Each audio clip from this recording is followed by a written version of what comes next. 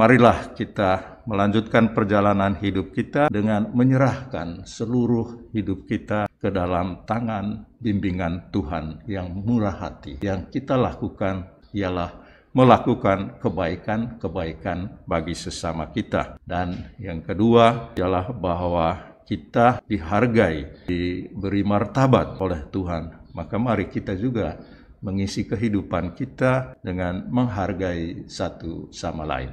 Dalam nama Bapa dan Putra dan Roh Kudus. Amin. Kasih karunia dan damai sejahtera dari Allah Bapa dan dari Tuhan kita Yesus Kristus besertamu. Dan sertamu juga.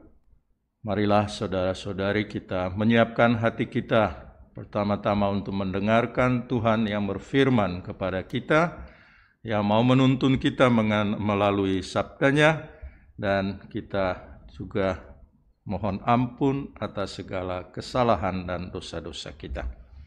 Umat sekalian yang saya kasihi, kita sudah mengetahui bahwa Yesus senantiasa memberikan pengajarannya, bimbingannya melalui macam-macam cara, antara lain dengan perumpamaan. Dan hari ini kita diajak untuk mendengarkan perumpamaan tentang seorang tuan rumah yang pagi-pagi benar keluar mencari pekerja untuk kebun anggurnya.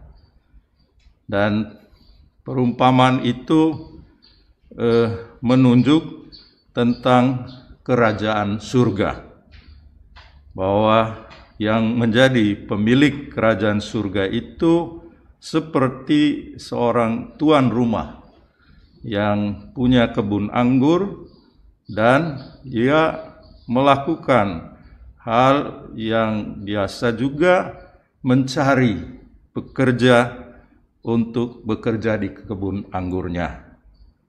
Dan dalam perumpamaan tadi, orang ini tidak membeda-bedakan orang yang dia minta undang untuk bekerja bersamanya di kebun anggurnya.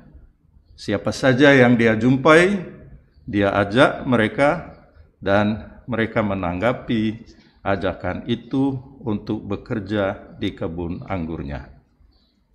Ini suatu perumpamaan yang tentu saja mempunyai maksud, dan maksudnya ialah bahwa Yesus mau menjelaskan tentang apa yang dilakukan oleh pemilik kerajaan surga itu. Kita mengetahui bahwa kerajaan surga itu miliknya ialah Allah sendiri. Dan memang saudara-saudari, kita mengimani Allah yang memiliki kerajaan surga. Dan Allah itu adalah Allah yang mempunyai kebun anggur. Dan kebun anggurnya ialah dunia ini, ialah kita semua. Dan siapa yang menjadi pekerjanya ialah kita semua. Nah, ada beberapa hal yang bisa kita timba dari ajaran Yesus ini. Yang pertama ialah bahwa Allah mempercayakan orang-orang kita manusia untuk bekerja bersamanya. Dan saya kira disitulah martabat kita, harga diri kita manusia di hadapan Allah. Tidak ada yang beda bagi Allah. Allah menerima kita semua. Karena itu dia mengajak apapun dan siapapun yang dia jumpai untuk bekerja bersama Allah. Jadi sebenarnya di mata Allah, kita manusia ini punya martabat yang sama. Dan itulah yang terjadi. Itulah yang menjadi ajaran gereja kita. Maka atas dasar ini sebenarnya kita menghargai sesama kita bukan didasarkan atas status atau kekayaan, ataupun dia berasal dari suku manapun, tetapi kita dipanggil oleh Tuhan untuk menghargai sesama manusia, justru karena dia adalah manusia. Itu yang pertama. Dan manusia kita ini diajak oleh Tuhan untuk bekerja bersama Dia. Maka sikap yang tepat terhadap Allah yang kita imani seperti ini ialah bahwa kita siap untuk bekerja bersama Allah. Apa pekerjaan itu? Ya, itu sesuai dengan profesi atau apa yang sekarang ini kita lakukan, kita laksanakan. Yang kedua ialah bahwa pekerjaan itu dihargai oleh Tuhan sendiri.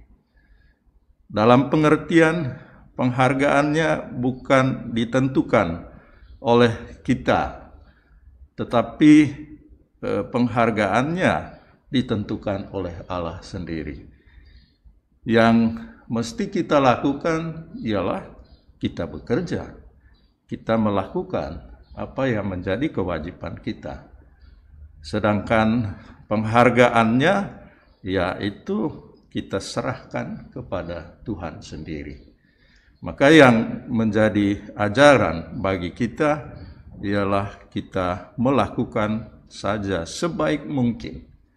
Apakah itu nanti membuat kita pantas masuk surga? Ya, boleh saja kita mempunyai pandangan seperti itu. Secara tertentu benar pula, karena yang kita lakukan mestinya membawa sesuatu yang baik bagi banyak orang. Namun hasil akhir atau ketentuan akhir itu ada pada Allah sendiri.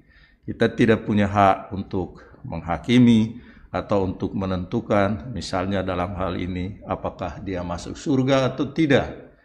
Jadi sebenarnya pandangan-pandangan dalam masyarakat kita yang mengatakan bahwa kalau orang melakukan ini dia tidak masuk surga, ya itu sebenarnya ajaran-ajaran yang tidak tepat. Yang tepat ialah bahwa kita melakukan kebaikan-kebaikan. Soal masuk surga itu kita serahkan kepada Allah sendiri. Allah tentu memiliki kemurahan hati seperti dikatakan dalam Injil. Maka orang yang melakukan kebaikan-kebaikan pastilah karena kemurahan hati Allah dia akan masuk ke dalam kebahagiaan abadi. Dan yang terakhir dari bacaan pertama hari ini mau menjelaskan kepada kita, khususnya berdasarkan pengalaman sejarah hidup orang Israel, bahwa siapa yang menjadi pemimpin, menjadi raja orang Israel itu tidak ditentukan oleh musyawarah orang-orang Israel. Di sana digambarkan tentang musyawarah pohon-pohon yang ada di hutan. Tetapi sesungguhnya dalam sejarah bangsa Israel, seorang raja yang memimpin mereka itu adalah orang urapan Tuhan. Orang yang diurapi oleh Tuhan. Artinya Tuhanlah yang menentukan siapa yang menjadi pemimpin bangsa Israel itu. Maka saudara-saudari, marilah kita melanjutkan perjalanan hidup kita dengan menyerahkan seluruh hidup kita ke dalam tangan bimbingan Tuhan yang murah hati. Yang kita lakukan tidak lain tidak bukan ialah melakukan kebaikan-kebaikan bagi sesama kita. Dan yang kedua ialah bahwa kita dihargai, diberi martabat oleh Tuhan. Maka mari kita juga mengisi kehidupan kita dengan menghargai satu sama lain. Tuhan memberkati. Demikianlah yang terakhir menjadi yang pertama, dan yang pertama menjadi yang terakhir. Tuhan sertamu, dan sertamu juga. Semoga dalam mengamalkan amanat Ekaristi ini, saudara sekalian diberkati oleh Allah yang Maha Kuasa, Bapa dan Putra dan Roh Kudus. Amin. Saudara sekalian, dengan ini perayaan Ekaristi sudah selesai. Marilah pergi, kita diutus. Amin.